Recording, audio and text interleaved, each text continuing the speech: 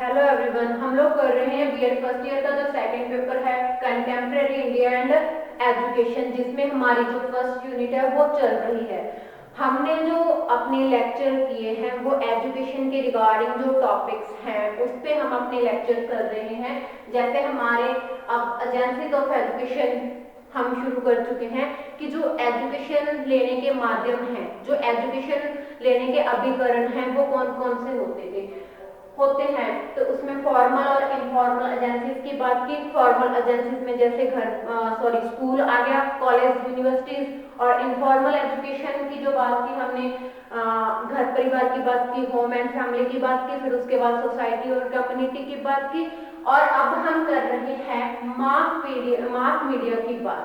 तो पिछले लेक्चर में जैसे हमने अपना एक जो मास मीडिया का साधन था, जो जनसंचार का साधन था, हमने ये रेडियो कंप्लीट कर लिया।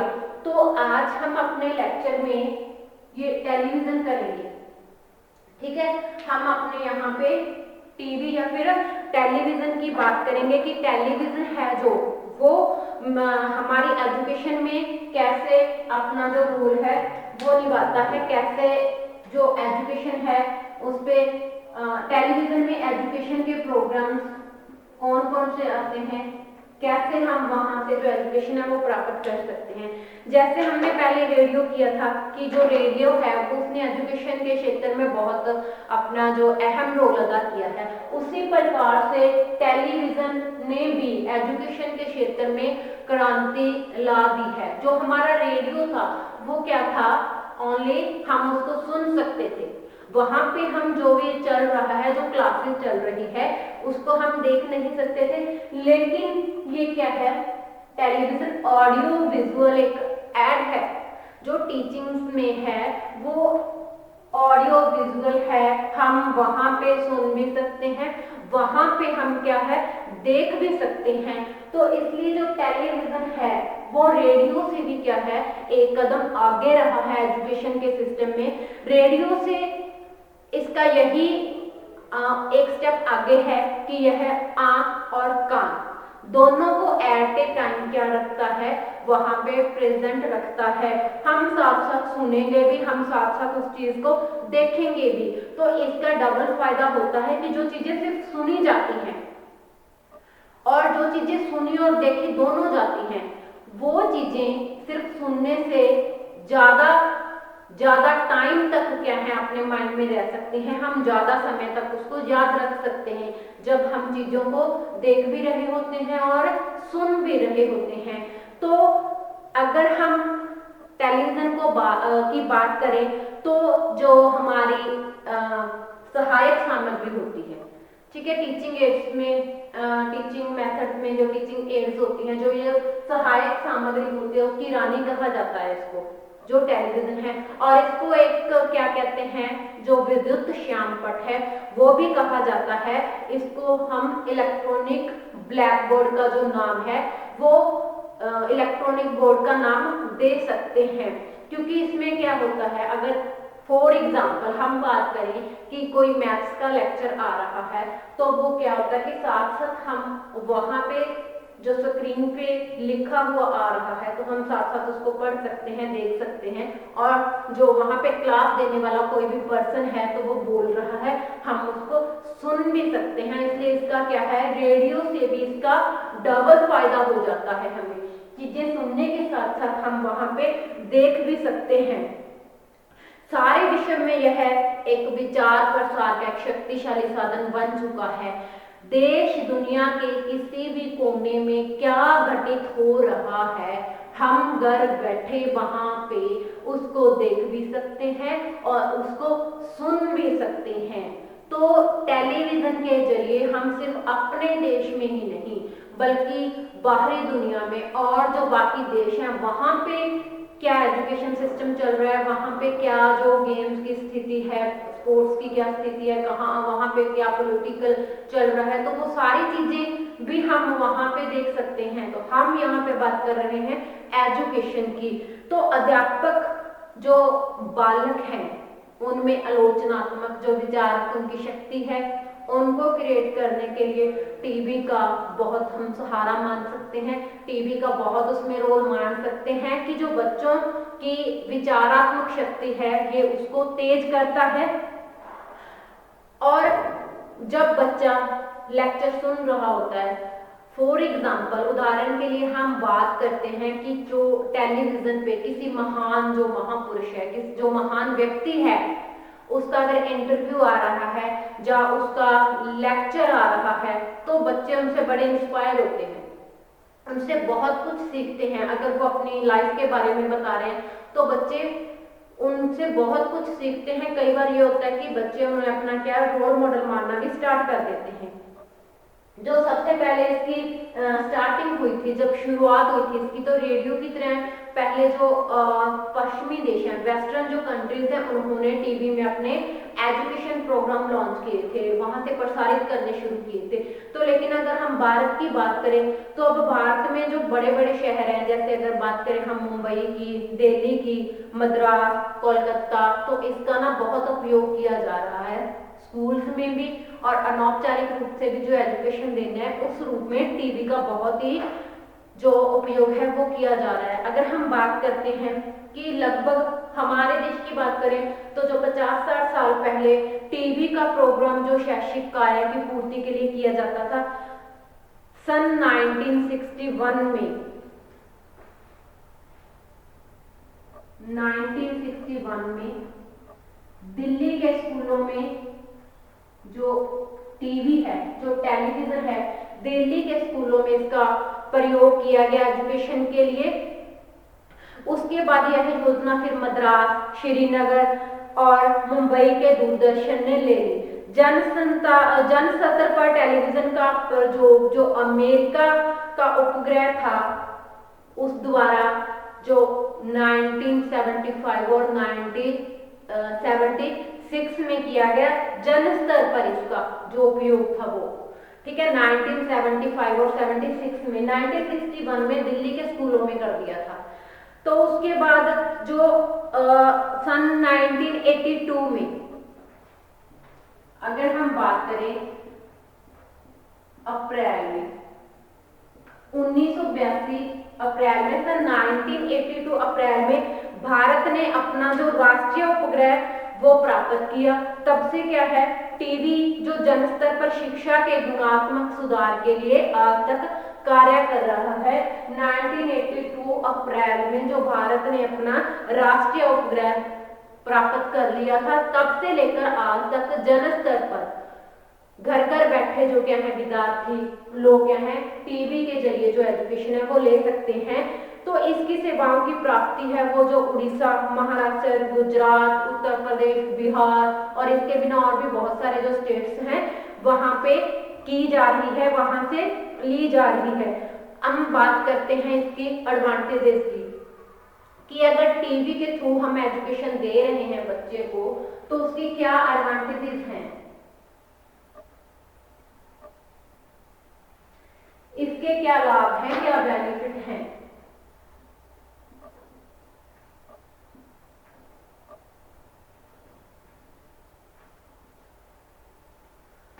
Advantages of television lesson.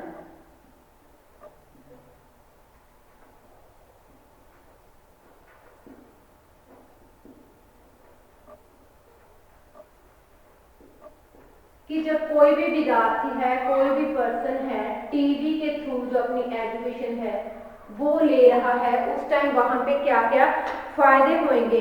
तो सबसे पहला फायदा क्या है कि एक ही समय पर बहुत सारे जो विद्यार्थी हैं उन्हें हम एजुकेशन प्रोवाइड करवा सकते हैं। फॉर एग्जाम्पल अगर क्लासरूम में टीवी चल रहा है तो क्लासरूम वहाँ क्लास के जितने भी बच्चे हैं, चाहे 20 हैं चाहे 40 हैं, तो वो क्या करते हैं एक साथ सारे के सारे बच्चे वहां पे वो प्रोग्राम सुन सकते हैं, वहां से वो एजुकेशन अपने ले सकते हैं। तो टेलीविजन में भी क्या है एजुकेशन डिफरेंट टाइप के सब्जेक्ट पे आती है, science, social science, maths, political science, जिस भी हम बात करें, कोई ऐसा एरिया नहीं है जिसकी हम बात करें कि एजुकेशन नहीं ले सकते। हर एक सब्जेक्ट में हम क्या है, एजुकेशन अपनी ले सकते हैं। तो एक ही टाइम में बहुत सारे जो बच्चे हैं वो एजुकेशन ले सकते हैं टीवी के थ्रू। तो छात्रों के जो उच्चारण संबंधी, जो प्रोनाउंसिएशन संबंधी उनके दोष होते हैं, तो वहां पे वो क्या होता है, वो अपने प्रोनाउंसिएशन में भी सुधार कर सकते हैं। उनकी जो वोकैबुलरी है वो भी इंक्रीज हो जाती है।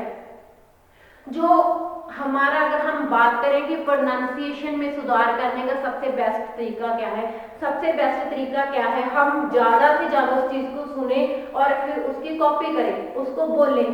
तो जब बच्चे टीवी पर किसी को बोलता सुनते हैं, तो दूसरी ये बात भी हो जाती है ना कि बच्चे इंटरेस्ट से सुनते हैं, उनको दिख भी रहा होता है, उनको सुन भी रहा होता है, टीवी पे ये प्रोग्राम चल रहा होता है, तो साथ साथ वो देख रहे होते हैं और सुन रहे होते हैं, तो बच्चा ज्यादा इंटरेस्ट से पढ़ता है, तो उन चीजों को बच्चा ज्यादा इंटरेस्ट से देखता है। तो इसलिए क्या होता है कि जो उसके प्रोनाउंसिएशन से रिलेटेड जो भी प्रॉब्लम्स होती हैं वो सॉल्व करने में जो टीवी के प्रोग्राम्स होते हैं वो बहुत एक हम अहम भूमिका कह सकते हैं वहां पे निभाते हैं। आगे हम बात कर सकते हैं कि टीवी पर बहुत सारे ऐसे प्रोग्राम आते हैं राइटिंग के रिगार्डिंग, बहुत सारे राइटिंग के रिगार्डिंग जो प्रोग्राम आते हैं, तो बच्चे उन प्रोग्राम को देखकर अपनी जो राइटिंग है वो भी इम्प्रूव कर सकते हैं।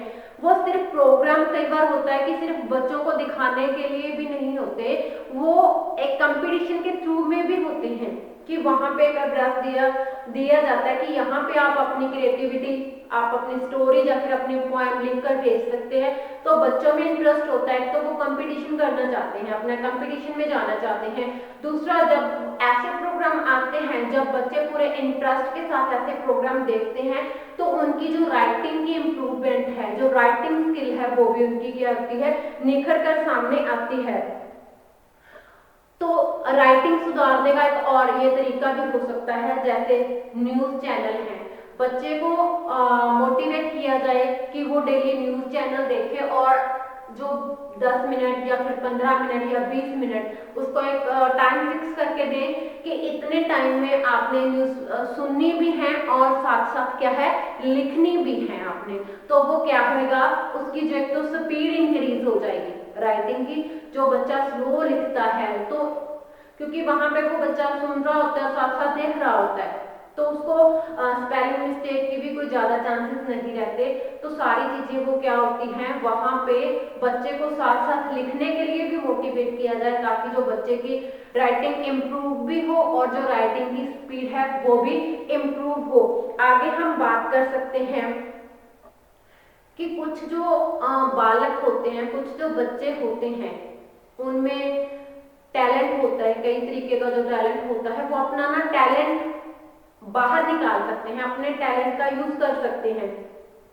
वहां पे बहुत सारे टीवी पे ऐसे प्रोग्राम आते हैं एजुकेशन के रिगार्डिंग, बच्चा वो प्रोग्राम सुन के जो अपना इंटरेस्ट है, अगर हम साइंस की बात करें, तो अगर जो बच्चा साइंस में इंटरेस्ट रखता है, साइंस में नई नई खोजें करने के बारे में सोचता रहता है, तो वो बच्चा साइंस से रिलेटेड जो प्रोग्राम सुनेगा वहां से बहुत कुछ सीखेगा, वो अपनी जो क्रिएटिविटी है वो उसमें ऐड करेगा, तो वो बच्चा क्या है, अपनी प्रतिभा को निखार सकता है।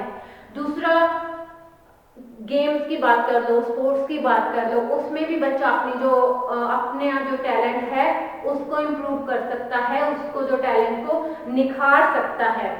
और टीवी पर बहुत सारे जो जनरल नॉलेज से रिगार्डिंग भी प्रोग्राम आते हैं, इवन कि वहां पे टीवी पे इस तरीके के कंपटीशन भी होते हैं या वहां पे इस तरीके के प्रोग्राम होते हैं, वहां पे जो जनरल नॉलेज की जो क्वेश्चनिंग है वो की जाती है।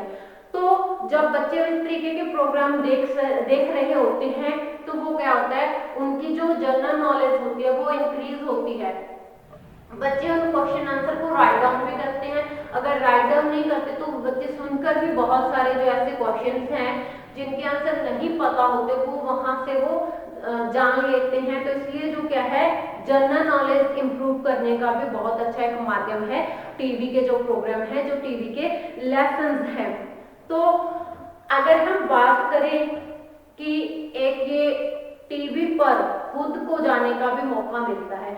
जो अच्छे टीचर्स होते हैं, जो क्वालिफाइड टीचर होते हैं, एक योग्य टीचर होते हैं, तो उन्हें अपने प्रोग्राम को टीवी पे देने का भी जो है मौका मिलता है। अपने सब्जेक्ट्स के रिगार्डिंग वो जो अपनी क्लास है वो भी वहां पे टीवी पे दे सकता है। तो और क्या हो सकते हैं कि एक टीवी है वो एक समय बचाने का साधन भी है। वो समय कैसे बचाता है? देखो, हम क्लास में बैठकर लेक्चर लेते हैं, पढ़ाई करते हैं। कई बार ऐसा होता है कि कोई पर्सन किसी कारणवश अगर स्कूल नहीं भी जा पाता तो वो क्या है, वो घर बैठकर अपना वो क्या है सिलेबस जो टाइम में कंप्लीट कर लेता है। अगर वो किसी कारणवश अपने स्कूल या फिर कॉलेज में क्लास लगाने नहीं जा सका, तो अगर उसका जो प्रोग्राम है, उसका जो लेसन है अगर टीवी पर आ रहा है, तो वह अपना टीवी से देखकर काम पूरा कर सकता है, टीवी से देखकर वो अपना सिलेबस पूरा कर सकता है। इसलिए क्या होगा, जो सिलेबस है उसका वो टाइम से पूरा हो जाता है। आगे है कि टेलीविजन से विद्यार्थी एक ही प्रकार की जो जानकारी है वो प्राप्त नहीं करते, वो बहुत सारी जो जानकारी है वो प्राप्त करते हैं। वो देश दुनिया की जो करंट न्यूज है, जो वहां पे अभी चल रहा है, तो वो क्या है, जो टेलीविजन है वहां से जो लाइव प्रोग्राम चल रहे होते हैं या फिर जो न्यूज चैनल होते हैं उसके जरिए भी क्या है, वो जो लेटेस्ट इंफॉर्मेशन होती है वो वहां से ले सकता है। तो इसकी बहुत सारे एडवांटेजेस हैं, बहुत सारे इसकी जो बेनिफिट्स हैं, लेकिन फिर भी इसकी ना कुछ लिमिटेशंस हैं। जैसे हमने पहले रेडियो की थी, सेम उसी तरीके से इसके बहुत सारे फायदे हैं, लेकिन फिर भी कुछ है कि इसकी लिमिटेशन भी है।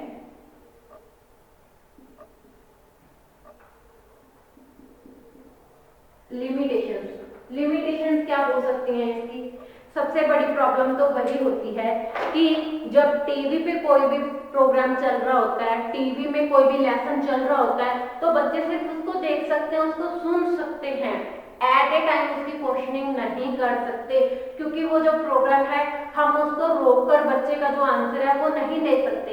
जब तक वो प्रोग्राम चलेगा बच्चे को वो देखना है, बच्चा वो सुनता रहेगा, लेकिन जो उसकी क्वेरीज है वो उसको सॉल्व करने के लिए उस टाइम नहीं होता। उस टाइम पे उसकी जो प्रॉब्लम होती है, जो क्वेरीज हैं वो बीच में ही रह जाती हैं। कई बार क्या होता है कि उसकी एट ए टाइम तो क्वेरीज के मन में आ जाती है, लेकिन जब प्रोग्राम खत्म हो जाता है तो आधी क्वेरीज वो वैसे ही भूल जाता है कि उसको क्या क्या क्वेरीज पूछनी थी, क्या क्या उसके जो क्वेश्चन थे वो थे। इसलिए उसको क्या कहता है, या तो उसको वो राइट डाउन करके रखने पड़ते हैं कि मुझे क्या कुछ पूछना था, कौन कौन से जो डाउट्स थे वो उस टाइम बच्चे के मन में थे।